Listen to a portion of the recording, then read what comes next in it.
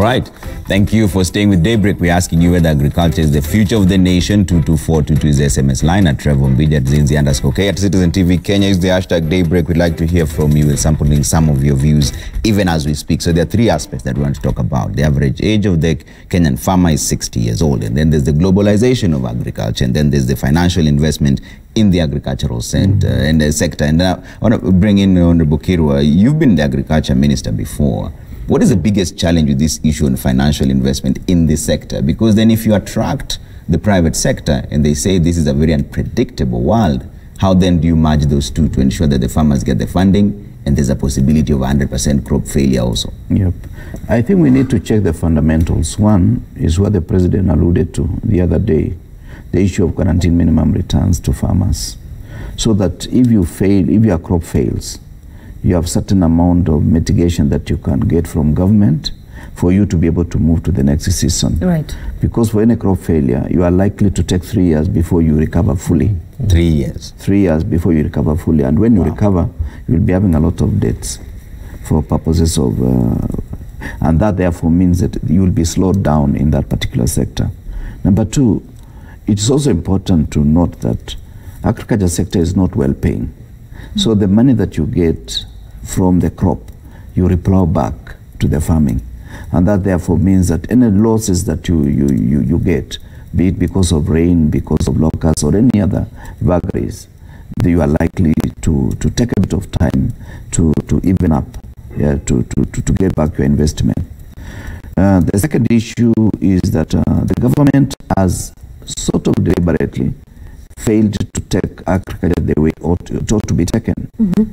I remember, and I'm happy my colleague here from AFC, the year before I took over the ministry, 2003, the AFC had just lent 4 million to farmers. We were able to build that up to 2 billion, and in the 5 years, we were able to lend more than 5 billion to the agriculture sector, and we're also able to mitigate the issues of bad loans by infusing a policy that if Trevor's father has 50 acres and he has a loan of 20 million, part of the land can be taken and leased to Trevor or bought by Trevor for purposes of ensuring that the loan is renewed and a new blood is infused into farming. Right. That now takes us to the second issue, the age of the farmer. The age of the farmer is not a product of accident. Increasingly, the land has diminished. Increasingly, many other competing opportunities have come up, and therefore the youth are dealing with other issues other than because they have gone to IT. But you see, agriculture is a full chain. So you need to identify at what stage of the chain do we need to bring the youth. And therefore, if it is about IT, there is a lot about marketing. The way my colleague Njage said, we are complaining about marketing, and yet we are importing almost 90% of the same. So you have the same school, Honorable Kipruto, in this digital age, with Kenya's high unemployment youth and a ballooning a high unemployment youth and high youth numbers in terms of Kenya. 70% of Kenya's youth population are young people. We're facing unemployment issues, and it's a digital age. You believe that Kenya's youth are the missing link in agriculture in Kenya? Precisely. And the solution to it? The solution to it is that involve them so that you are able to have information get to the farmers. And once the information gets to farmers, farmers will be able to get those alternative markets. And let's be honest, farming or not even farming, agriculture is not very attractive to young people. How can the government begin this conversation with young people? You just need to engage them. As I said, you engage them at the places where they feel it is lucrative. Right. Like issues of passing information about farming, about certain prices in different places of the country, having certain platform. Instead of abusing each other the whole day, they should be able to say there is a good market for our crop in this particular location. And increasingly they will get involved. Number two, you can also have small cottage industries that will be able to value add whatever we are producing from the farms. Because you see, the major problem with Kenya is that we produce with a target that we are exporting to a certain destination that is not clear to us. We don't add value so that we have unique products that are keen to Kenya, And therefore, those brands will be able to be sold within the country and also within the region. Because our traditional market has been either Europe or Far East, which was, of course, according to the colonial system, that was okay with them because all these colonies belonged to them. But now, in Africa, we need to think of how do we allow our agricultural produce to get to the region? And how do we ensure that whatever is getting into Kenya is of quality? That is now where we need collaboration with KEBS and other institutions of government, so that whatever we are consuming, whether they are oranges, whether they are mangoes, we consume something that is quality. Nowadays, when you consume even pineapple, you realize there is something that is infused other than the normal natural ingredients that you know from a mango. Now, this, I do not know why the institutions of government are ignoring, because it is causing a hazard to our people in terms of health, and also is depressing the local market for our farmers. Look at milk. It has almost been flooded by milk from Uganda. And some of this milk, we are not sure of the quality. Part of that, though, is associated with the cost of production of milk here in the country. It's too expensive. People would rather buy cheaper milk from Uganda. But what is the secret in Uganda? That's what we need to be asking ourselves. What is the secret in Uganda? The secret in Uganda is that the cost of electricity is not like ours. Right. The cost of animal feeds is not like ours. The cost of animal, the medicine that you use for animals is not like here. Why don't we also promote indigenous animals that can also sustain within our environment? So, Honorable Kipruto, from where you're sitting, how can the government, or what can the government do to restore what was once Kenya's thriving agriculture sector? Is to stop pretending. Spend more money on research. Any country that does not involve itself in research is bound to fail. Now, research institutions, you go to any research institution today, whether it is Kari, Machakos, Kitale, wherever, those officers are idle. So there is no research going on. There is no interface between research and extension. There is no extension service in government today. The extension has been left to the private sector to sell their produce, where whatever their acaricides or whatever they are selling to farmers. Now, the guidance should come from government. Since 1908, when the agriculture department was set up at Kari or near Nairobi School, that has been the main purpose of the agriculture sector. Make sure you do research, and whatever you're doing in research, the off-take should go to farmers. What Njagi said, now we are thinking about locusts. We are forgetting that in the next 2 months, there will be a drought, and thousands of animals will die. We'll come back to this studio to analyze again. What are we doing? Why don't we buy these livestock, put them in a certain feedlots by government, allow those people to keep the money. When the rains come in April or May, you allow these people to buy the animals, even from government or from other farmers. All right. Lon, what do you think is how do we bring in the younger people, the younger generation into this bracket now?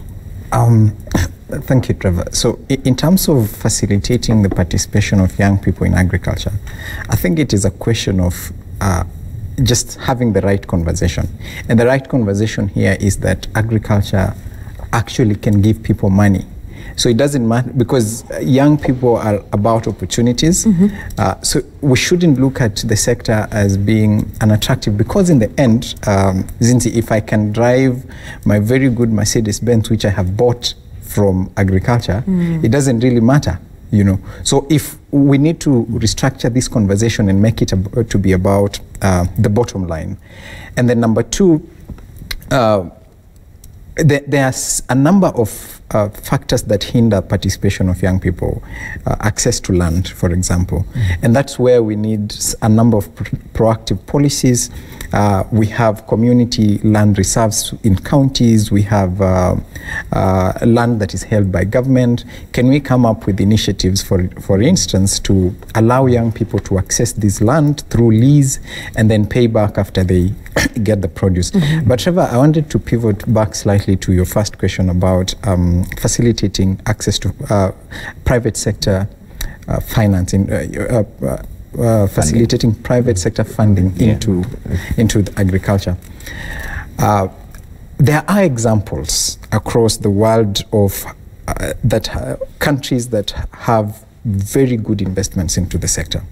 And let's talk about China, for example, where you have an agricultural development bank which has, balance sheet the size, more than the size of the Kenyan economy.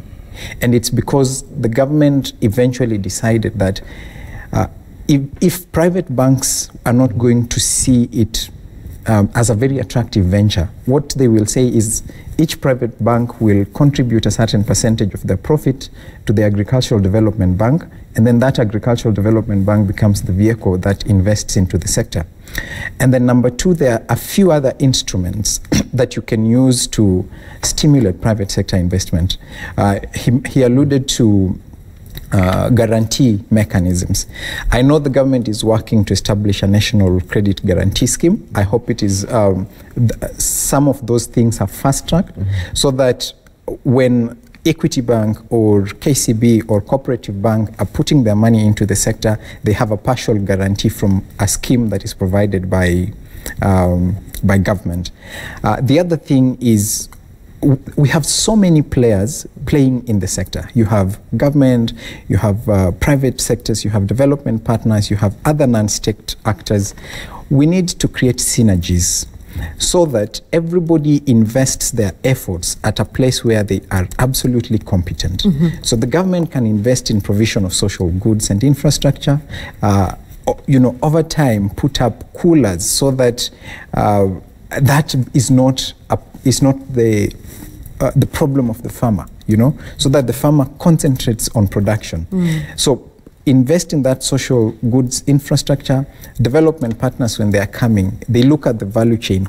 At what node are they going to intervene, so that in the end you have an end-to-end intervention in the sector that creates models that function. Here's the thing, Felix. Yes. What role does the banking sector and the SACCO sector, and specifically the banking sector in the private industry, what role do they have to play in ensuring that the agriculture sector thrives? Why? Because at the end of the day, these farmers will knock at the SACCOs, will knock at the banks for loans, to borrow loans, so I can be able to plant tomorrow.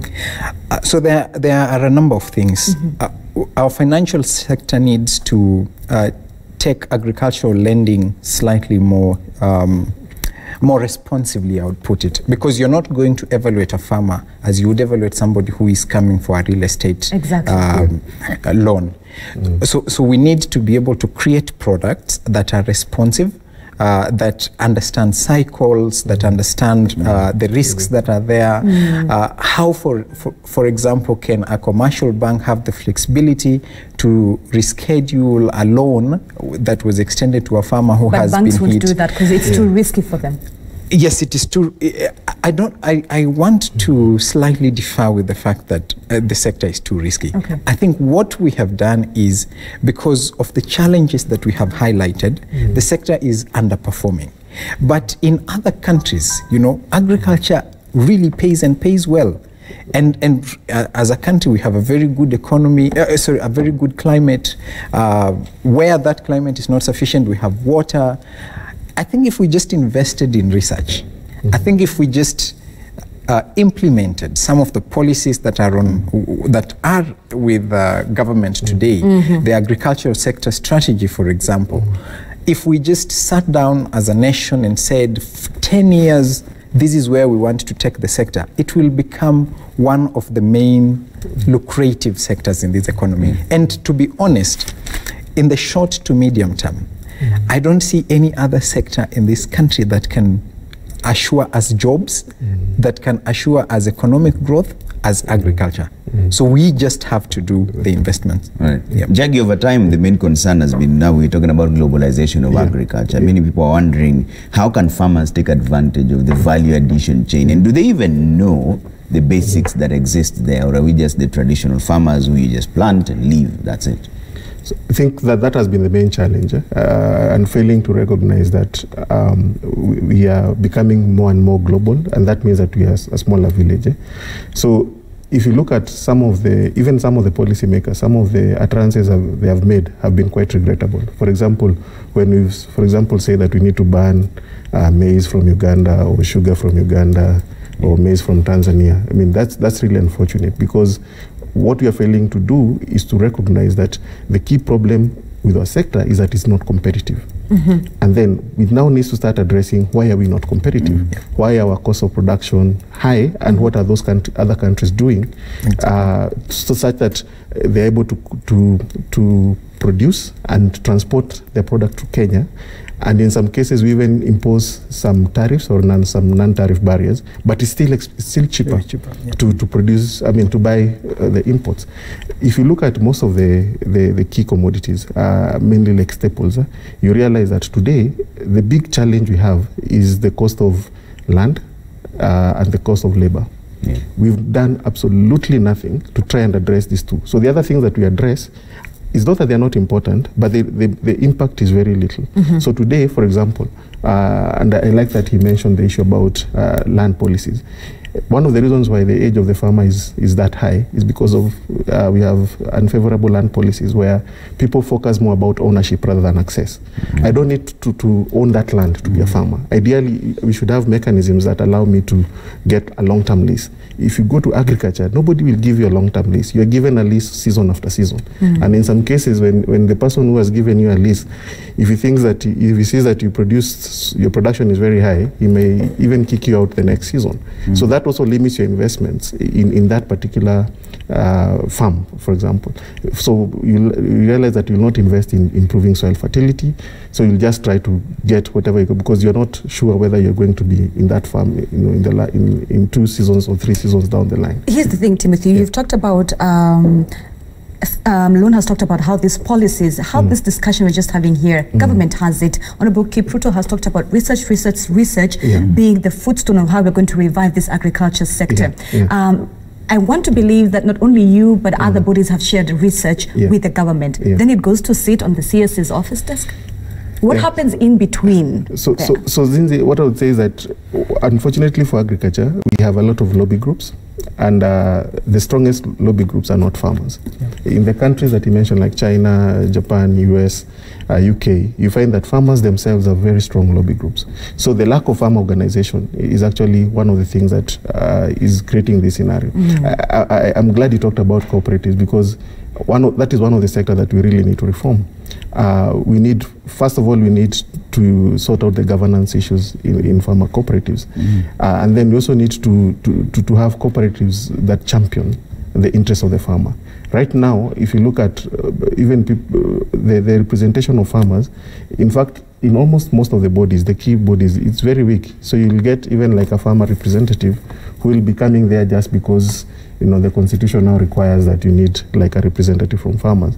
But then what we need is actually farmers to organize themselves. We have a number of institutions. It's just that I think they are not that strong. We have Farmers Federation, we have the Ag Council, but we need them more to kind of champion what actually will affect farmers. So today, if you talk about extension is the only way, is the most important mechanism where farmers learn about new technologies, new information, and for example, I said about globalization.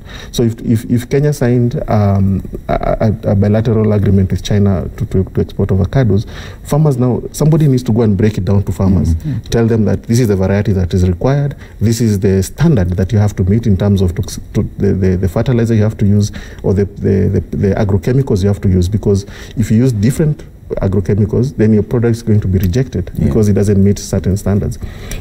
So who breaks it down for the farmer to allow the farmer to make those investments? So public sector extension systems are basically collapsed. And of course, the private sector investment they'll only do things that that are aligned to their business interest. So that aspect of public good provision by the government must be there for us to be able to see this transformation. All right. We're going to take a quick break now, but there's a lot of feedback coming through, and then when you come back, I'll try and find out from Lone, as the Agricultural Finance Corporation, how do you identify the farmers that you support? Because that breakdown between the institutions and the person on the ground is what we are now saying is detrimental to the agricultural sector. But let's see what you're saying on 22422. That's our SMS line. Just text us your name and where you're texting from, and we'll sample some of your views. They're coming up right now on your screen at Citizen TV Kenya, at Trevor Mbija, at Zinzi_K. Use the hashtag Daybreak. Abel from Eldoret says agriculture faces a bleak future unless radical measures are put in place, from costly inputs to unpredictable weather to a saturated market. A fertilizer plant in my vicinity is yet to start working. farmers need subsidies and markets for their produce. All right. This is still on SMS 22422. Comment from Eldoret. You're saying, indeed, agriculture should be the future of our country. With a growing population, diminishing white-collar jobs, and enhanced technologies, we should seize these opportunities. The challenge arises when government ministries fail to formulate favorable policies to support this important sector. How much of our national budget is dedicated to agriculture? There's lots of negligence in this important sector. Yeah, that's about 2.9%, I think, and way below the 10% required. Yeah. Engineer Lazaro says agriculture will rediscover its lost glory only when Kenya will get the right person for the job at Kilimo House, someone who's ready to do research and employ new technology to counter climate change and other natural calamities. Okay. Nation, you say disasters, e.g. locusts, will go away. Adjustments to the seasonal changes is possible. Dealing with poor government policies is another matter. How does the tax regime look like in our agriculture sector? Does it make our farmers competitive? Are regulations favorable for farmers? We'll definitely get to hear from that, the taxing within our agriculture sector. So when we come back, we'll actually bring up that tweet and try to answer those questions. And there was also another one on the issue of markets and weather also affecting farming.